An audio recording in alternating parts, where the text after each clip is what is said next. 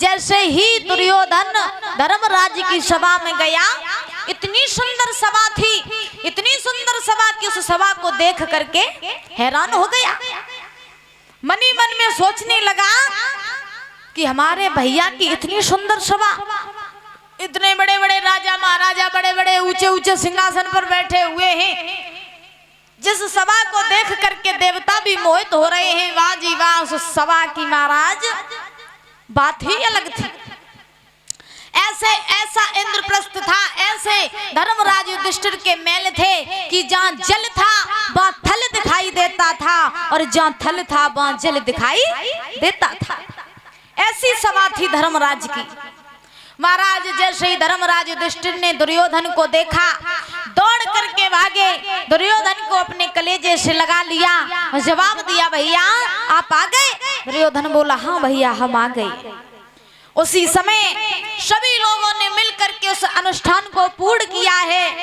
करने के बाद में जैसे ही दुर्योधन के चलने की बारी आई तो परीक्षित महाराज ध्यान रखना, जैसे ही दुर्योधन चला तो चलते चलते दुर्योधन धर्मराज के महल से गुजर रहा था।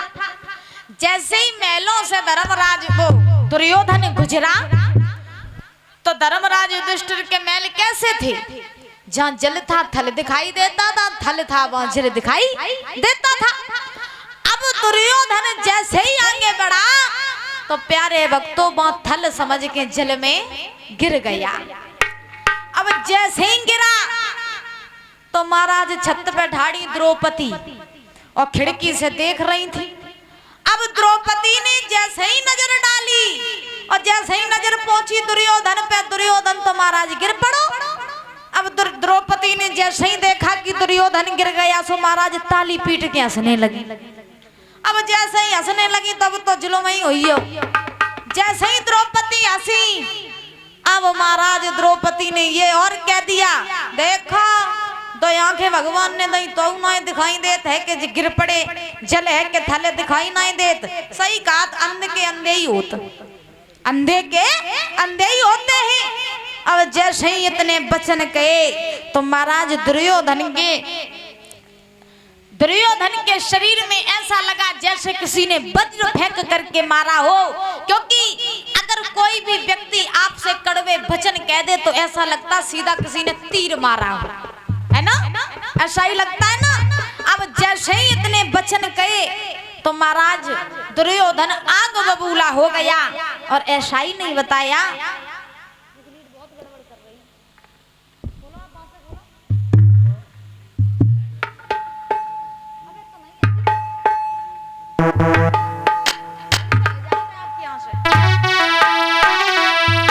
ऐसा ही नहीं, अरे गिरो जमीन का सखाए और नजर जब द्रौपदी ने डारी,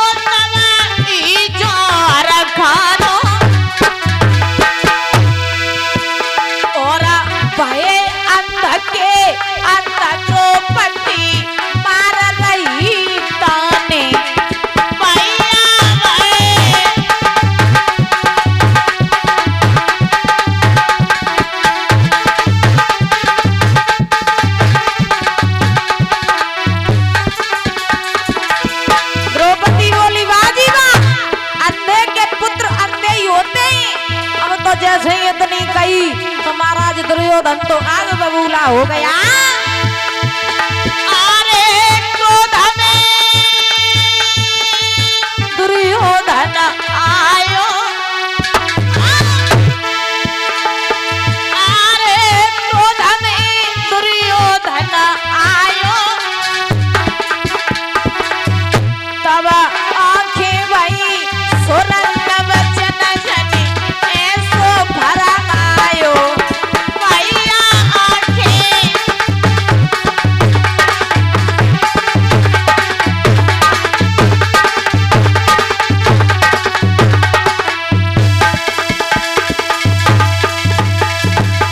ध्यान रखना, आज जैसे ही द्रौपदी महाराज ताने मारे हैं, दुर्योधन आग बबूला हो गया।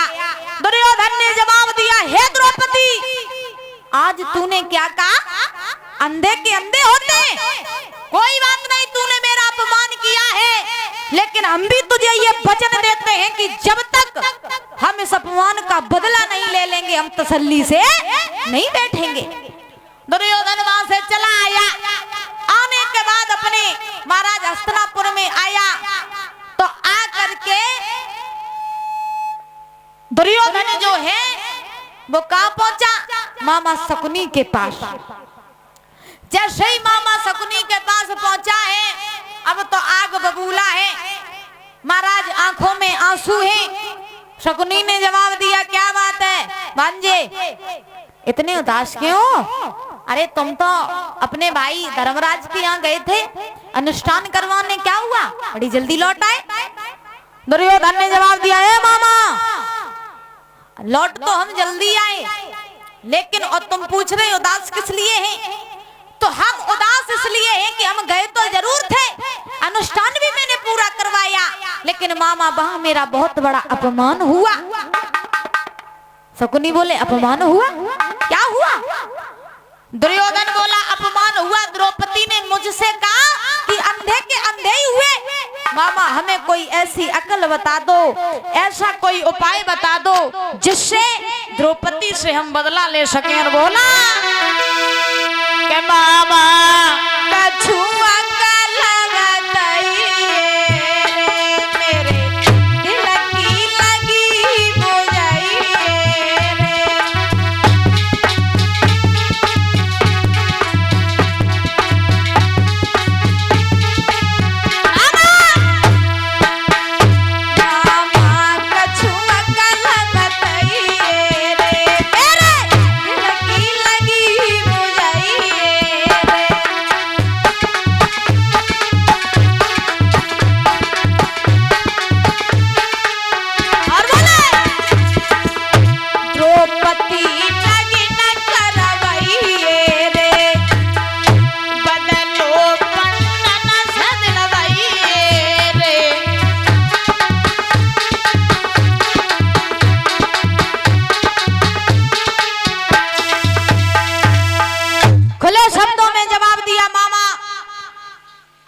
यही चाहते हैं कि किसी प्रकार से, क्योंकि मैंने द्रौपदी को ये वचन दिया है कि हे द्रौपदी, जब तक मैं अपने इस अपमान का बदला नहीं ले लूंगा तब तक मैं चैन से नहीं बैठूंगा।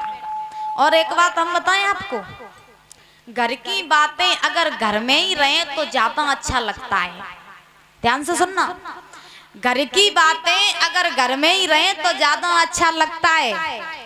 और आजकल क्या होता कि घर में कोई बात बिगड़ जाए और कहूं की बात कहूं चली जाए, तो महाराज ध्यान रखना, अगर घर में पति पत्नी की लड़ाई हो गई या भाई भाई की लड़ाई हो गई तो जितना हो सके इस बात को सिर्फ अपने घर तक रखो, अपने लोगों तक रखो, और जितना हो सके जितनी जल्दी इसका निपटारा आपस में कर लो।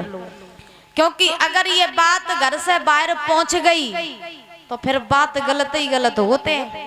हाँ, क्योंकि आजकल लोग ये सोचते हैं कि कब दूसरे को घर बिगड़े और बात हमारे पास आए, फिर उसके बाद हम और बात बिगाड़ दें। ध्यान रखना, अगर आपके घर में इतनी सी लड़ाई हो जाए, इतनी सी ध्यान रखना, थोड़ी सी भी लड़ाई हो जाए और अगर लड़ाई हो गई हो, आपने जाकर के पड़ोस में बता दिया कि आज मेरे घर में लड़ाई हुई, बताओ हम क्या करें, तो महाराज ध्यान रखना, वो पड़ोसी आपको राय तो दी है, लेकिन आजकल जमाना क्या है, अच्छी बात बताओ उल्टी लगत, उल्टी बताओ सीधी लगत। हाँ सही बात है।